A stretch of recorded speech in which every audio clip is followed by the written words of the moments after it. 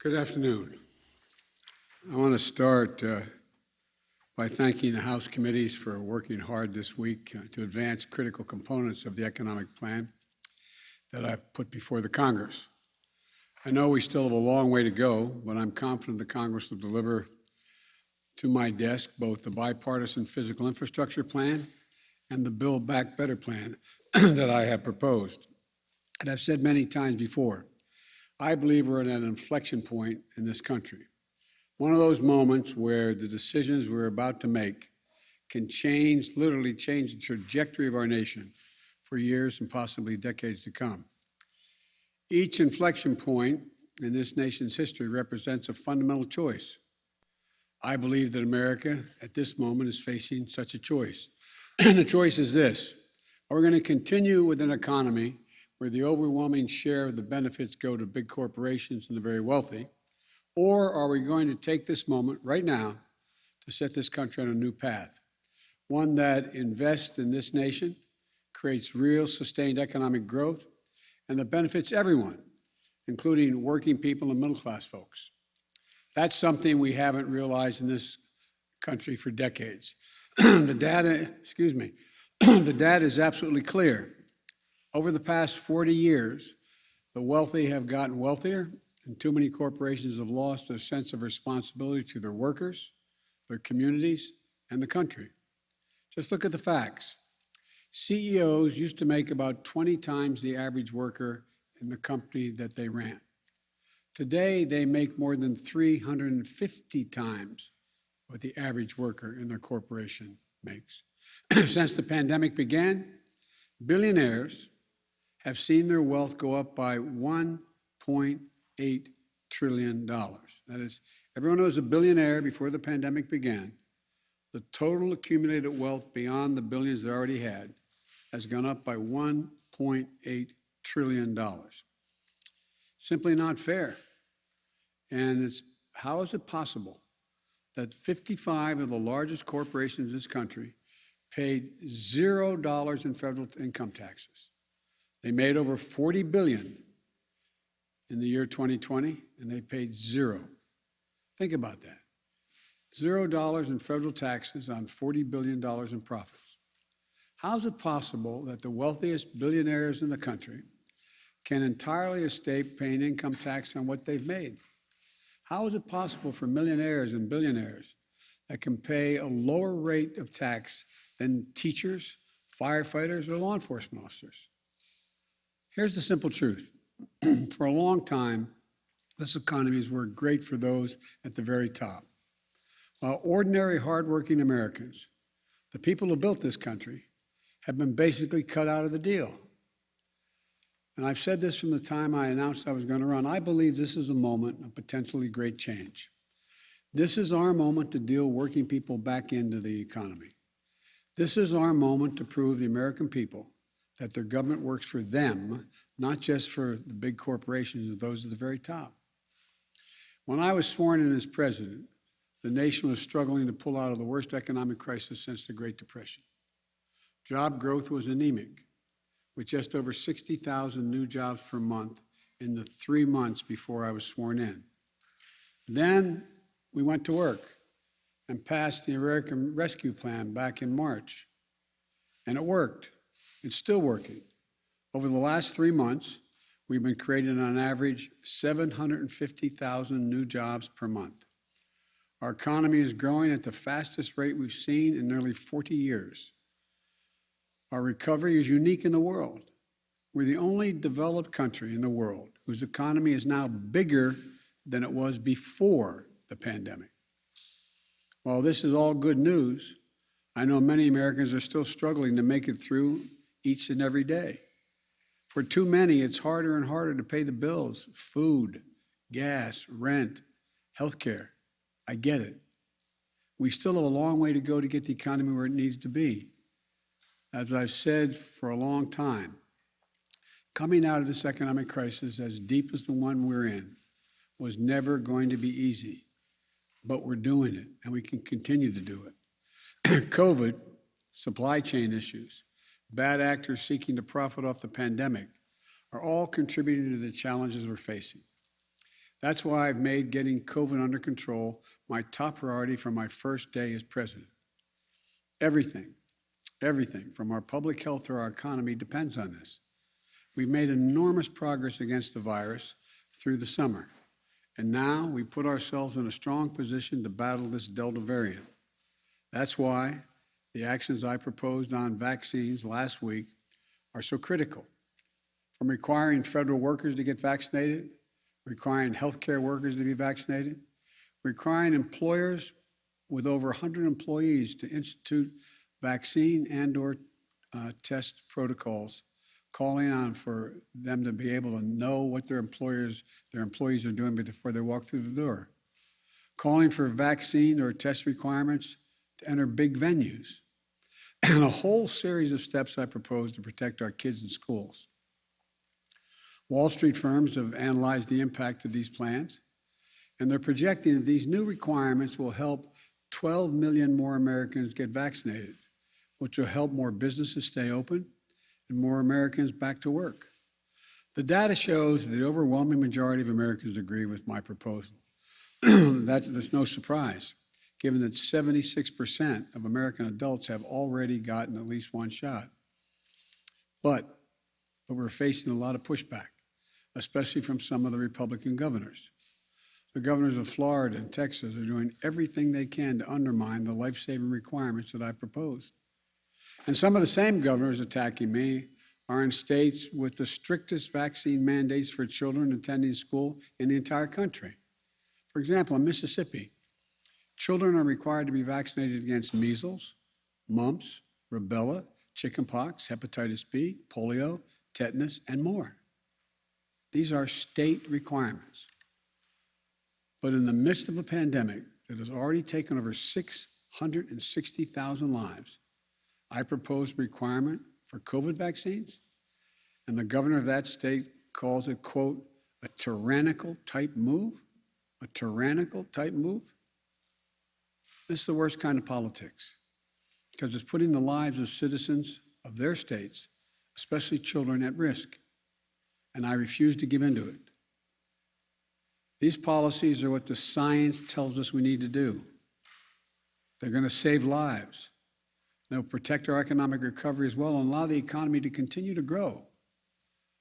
We're also going after the bad actors and pandemic profiteers in our economy. There's lots of evidence that gas prices should be going down, but they haven't. We're taking a close look at that. Taxpayers in this country also have paid for extraordinary effort to keep our country going over the past year or so. Unlike the last administration, which resisted oversight and allowed taxpayers to be victimized by fraud, we're working hard to protect vulnerable Americans from having their identity stolen. As a consequence, their unemployment checks stolen as well. And we're going to offer organized criminals, we're going to go after organized criminals that defraud America or misuse COVID funds. Look, we're also taking a closer look at places in our economy where fewer and fewer corporate giants are controlling more and more of the marketplace in the areas they work. Just look at agriculture and the food industry. A very small number of giant corporations now dominate the market, which gives them the ability to drive up prices because they face so little competition. As we work to build healthier competition in our economy and crack down on bad actors, the American Rescue Plan, which we passed in March, is still working to give hardworking Americans, hardworking people, some relief. One of the best examples of that relief is the expansion of the child tax credit, which in effect is essentially a historic tax cut for families with children. Just yesterday, 39 million working moms and dads got their direct payment. That money is going to help cover groceries, the mortgage, new pairs of shoes, all the things that kids need. It's a tax cut for working families. So, we're working to provide as much relief as we can right now to American families, but here's the truth. Yes, the pandemic has caused a lot of economic problems in the country, but the fact is our economy faced challenges long before this pandemic struck. Working people were struggling to make it long before the pandemic arrived. Big corporations and the very wealthy were doing very well before the pandemic. That's why I've said, starting back in my campaign for president, that it's not enough to just build back. We have to build back better than before. And that's how it all begins. Big corporations and the super wealthy have to start paying their fair share of taxes. It's long overdue. I'm not out to punish anyone. I'm a capitalist. If you can make $1 million or $1 billion, that's great. God bless you. All I'm asking is you pay your fair share. Pay your fair share, just like middle-class folks do. But that isn't happening now. Today in this country right now, the top 1%, for example, evade an estimated $160 billion in taxes that they owe each year. Not new taxes, taxes that they owe. And the way it works is this. If you're a typical American, like I suspect most of the press people sitting in front of me here, you pay your taxes. Why? Because you get a W-2 form. It comes in the mail every year. The IRS gets that information as well. Your taxes get deducted from your paycheck, and you pay what is owed beyond that. That's why 99% of working people pay the taxes they owe. But that's not how it works for people with tens of millions of dollars. They play by a different set of rules, and they're often not employees themselves. So the IRS can't see what they make and can't tell if they're cheating. That's how many of the top 1% get away with paying virtually nothing. It's estimated by serious economists that that number is about $160 billion collectively owed each year that doesn't get paid. It's not an even playing field. My plan would help solve that. For example, it would give the IRS the resources it needs to keep up with the lawyers and accountants and the super wealthy. It would ask just for 2 pieces of information from the banks of these folks, the amounts that come into their bank accounts and what amounts go out of their bank accounts, so that the wealthy can no longer hide what they're making, and they can finally begin to pay their fair share of what they owe. That isn't about raising their taxes. It's about the super wealthy finally beginning to pay what they owe, what the existing tax code calls for. Just like hardworking Americans do all over this country every tax day. Look, and like I said just a few minutes ago, 55 of the most profitable corporations in America paid 0 in federal income taxes on what amounted to $40 billion in profit. Not a penny. That's not right. My economic plan will change that. Not punish anybody, just make them pay their fair share. But my Republican friends in Congress don't want to change the law. So what are they doing? They're attacking me and my plan, which is fine. But if you're going to have a debate, let's have an honest debate. My Republican friends are attacking my plan, saying it's big spending. Let me remind you, these are the same folks who just 4 years ago passed the Trump tax cut, totaling almost $2 trillion in tax cuts, a giant giveaway to the largest corporations in the top 1%. And listen to this, almost none of that $2 trillion tax cut was paid for. It just ballooned the federal deficit. In fact, the unpaid bills racked up by the last administration are projected to increase the national debt by more than $8 trillion over time. What I'm proposing is totally different from that approach for 3 reasons. First, my plan is paid for. It's fiscally responsible because our investments are paid for by making sure that corporations and wealthy Americans pay their fair share. Second, we're not going to raise taxes on anyone making under $400,000. That's a lot of money. Some of my liberal friends are saying it should be lower than that. But only corporations and people making over $400,000 a year are going to pay any additional tax. And third, not only will no one making under $400,000 see their taxes go up, the middle class are going to get some tax cuts. some breaks. My plan benefits ordinary Americans, not those at the top who don't need the help. It's a historic middle-class tax cut, cutting taxes for over 50 million families. My Republican friends are making a different choice, though. They'd rather protect the tax breaks of those at the very top than give tax breaks to working families. It's that simple. But let me ask you this. Where is it written that all the tax breaks in the American tax code go to corporations and the very top? I think it's enough. I'm tired of it. For me, it's pretty simple. It's about time working people got the tax breaks in this country. That's what my plan does.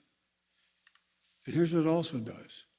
By asking big corporations and the very wealthy to pay their fair share, it makes it possible to invest in America, to invest in the American people. According to leading economists, forecasters like Moody's and major international financial institutions, my plan will create jobs, make us more competitive, and grow our economy and lessen, not increase, inflationary pressure. I don't know if it's been handed out today, but by the way, 15 Nobel laureates in economics released a letter yesterday arguing that exact same point. They said, and I quote, and this is from 15 Nobel laureates in economics, quote, because this agenda, the one I'm talking about, mine, because this agenda invests in long-term economic capacity and will enhance the ability of more Americans to participate productively in the economy, it will ease long-term inflationary pressures. It will ease it. Let me highlight just a few provisions of my plan. I know this is long and I apologize, but it's important, I think. My plan lowers the cost of daycare and childcare and elder care for families. And the added benefit of allowing millions of people, mostly women, who are not able to go back to work because of very young family members or elderly people they're taking care of. Allow them to go back to work. It's estimated in the millions can't go back. It lowers health care premiums for millions of families. It lowers prescription drug costs by giving Medicare the power to negotiate lower drug prices. And it strengthens Medicare by adding dental, vision, and hearing coverage if you're on Medicare. It also extends the tax cut for families with kids that we passed in the American Rescue Plan in March. All of this will mean thousands of dollars in savings for the average American family on some of the toughest and most important bills they have to pay every month. My Republican friends talk a lot about inflation, but if you want to talk about actually lowering the cost of living for people in this country, my plan does just that. By strengthening the capacity of our economy, it will also reduce inflationary pressures over the long run. Here's something else my plan does. It confronts the crisis of extreme weather events that we're seeing all around us and around the world, but just here in America. We see it everywhere. We know it's real. In just the past few weeks, and there's more to come, I've seen the destruction of hurricanes in Louisiana, where winds got up to gusts to 179 miles an hour. A deadly toll from flooding in New York, where 20 inches of rain in New Jersey, more than 11 inches of rain in some areas. More than 5 million acres of our lands and communities have burned to the ground in wildfires just this year alone. That's more than the size of the entire state of New Jersey burned to the ground. When I was out in California, I flew over some of these areas. In addition, there's a severe drought in the West and the Midwest. There's a blinking code red out there for the nation. We can't wait to act. Extreme weather, just last year, cost the American public $99 billion in damage. $99 billion in damage last year. And unfortunately, we're likely to break that record this year.